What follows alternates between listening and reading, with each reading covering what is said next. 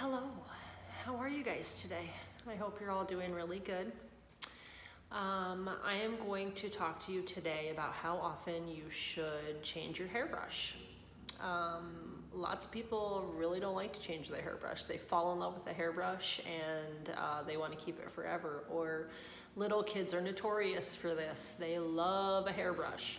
And you know, that's the hairbrush that doesn't hurt their hair and doesn't pull and can't brush their hair without it and whatever. So today I'm going to talk to you about how important it is to change your hairbrush. If you really don't want to change your hairbrush, I'll give you some tips on how to prolong the life of your hairbrush so that it'll last a little bit longer.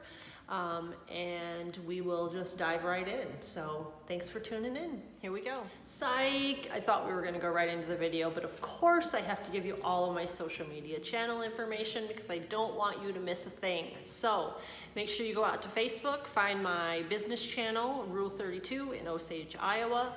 Instagram, it's Rule32_OsageIA.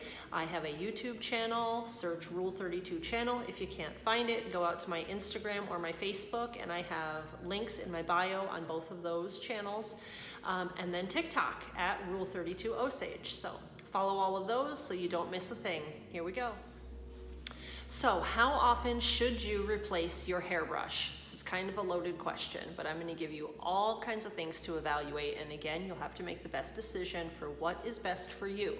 There's not a cut and dry black and white answer to any of these things. It is all personal preference and what works best for you.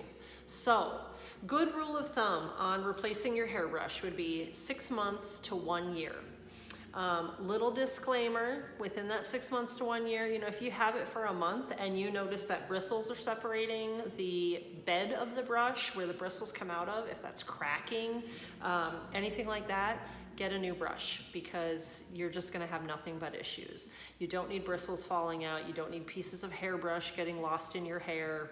Pitch it. It's not a good brush. But with everything else, there are other variables that we're going to have to take into consideration here that may push you out of that 6 month to a year window. When do you use your hairbrush? Do you use your hairbrush only on clean, wet hair? Like right when you get out of the shower? That'd be me. That's me.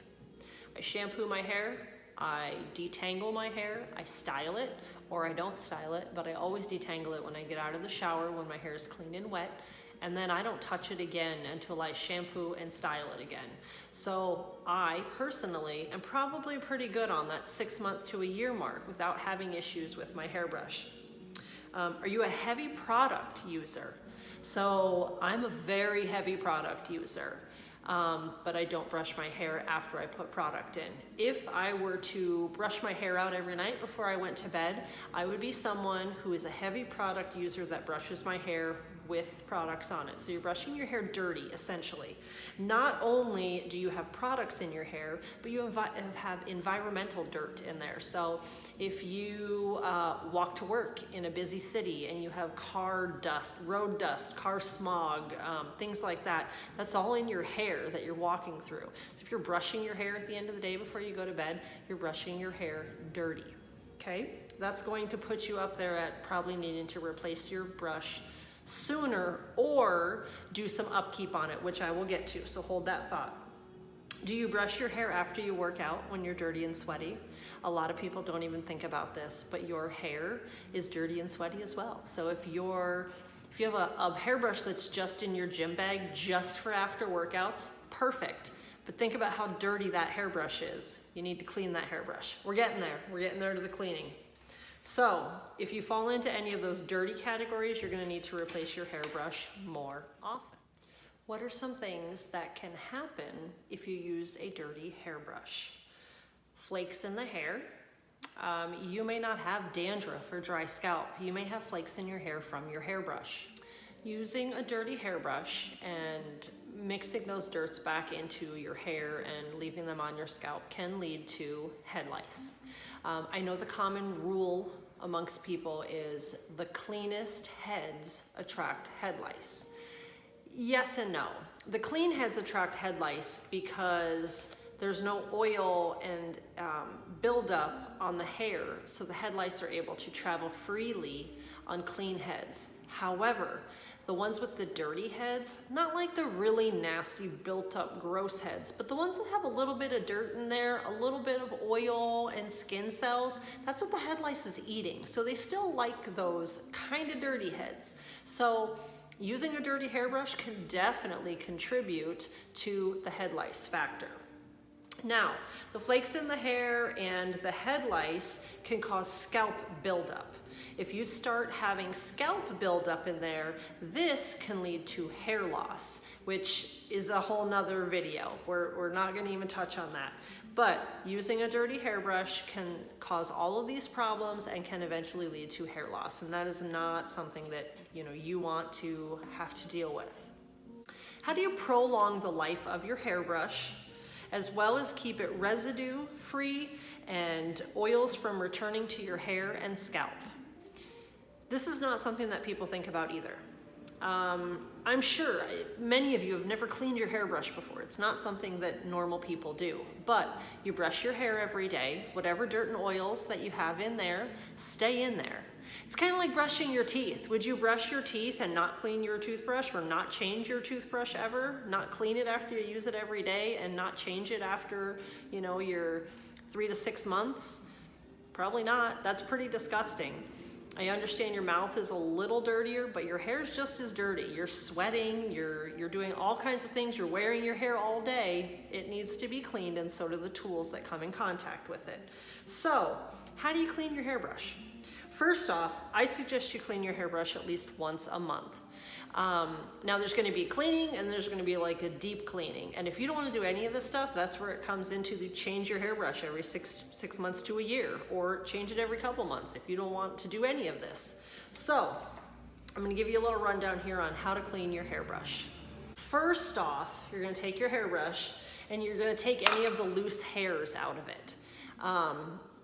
I'm gonna insert a picture here of a hairbrush with a lot of hair, and I hope your hairbrush doesn't look like this, but you gotta clean the hair out. So at the shop, I have a tool that kind of looks like a rake. You can use a comb, you can use whatever you want, but you're just gonna take it and you're going to pull all those hairs out that you've brushed out of your hair and have naturally fallen out of your hair, or you've yanked out of your hair, and get them out of the brush so you have no hairs in the paddle of the brush. Then you are going to soak the brush bristle side down, and this is the cushion or the bed of the brush. That's going to be face down in some warm, mild, soapy water. And you're just gonna soak it there. Soak it there for a little while. After it soaks for a little while, you're gonna take a toothbrush, an old toothbrush. Don't take your brothers or your significant others. Don't do that, that's not nice. Take a new toothbrush or one that you use for cleaning or whatever, and you're gonna take that and you're just going to go in and you're going to scrub the bed of your brush. And if you have any white buildup or dirt or product or anything in there, just work on that. Scrub it off, get rid of it. You're gonna rinse it good, make sure you don't have any bubbles or anything like that. Something I do at home, they say you should wash your hairbrush, this one where you scrub it and do all that once a month. I don't do that, but I like to run mine through the dishwasher at home. I take everybody's hairbrushes. Everybody has a different hairbrush in my house. Nobody shares. I take them, I run them through the hot cycle in the dishwasher. This will kill head lice. It will help soften this stuff. Remove it out of the brush and clean it for you so you don't have to do all that scrubbing. The hot water kills the head lice, so that's great. The head lice, the nits and the eggs get killed by that hot water. That's wonderful. Little warning though, the dishwasher gets extremely hot. So if you don't have a great quality hairbrush, it might melt, it might fall apart. So I'm just forewarning you of that. I have not had it happen, but I'm sure it could happen. I've had cups melt in the dishwasher, so I'm sure a hairbrush could melt in the dishwasher. So I hope you got some good takeaways from today's video on how often you should replace or clean your hairbrush. I touched on both of those topics. The brushes that I like to use at home are wet brushes. I actually use them at the shop as well. This is not a sponsored video. I just like to talk about the products I love and I sell here in the shop. Everybody at home uses a wet brand brush or comb. I carry all of them here. I have different style brushes that my girls use for wet hair right out of the shower or bath, and then brushes that they use on their dry hair in the morning before they go to school. I get a lot more compliance with using them, and they tend to use them themselves because they have a little more control. It helps prevent screaming matches and things at night and in the morning. So I love my wet brushes. They're great. They're amazing. They clean up really well. They wear in the dishwasher quite well for me. And I just love them. So check them out. Make sure you stop in to the shop and see what I've got here. Or you can call me and I can talk to you about what we have available. All right, guys, thank you so much for watching. That's all I have for today. Make sure you go out and like and follow all of my social network channels. Like and share the video. If you have any questions, comment below or shoot me a private message. Let me know what you want to see. Tutorials, Q&As, product showcases, anything like that. I'm more than happy to work on what you guys want to see. I want you guys to watch, so tell me what you want to see. Until next time. See ya.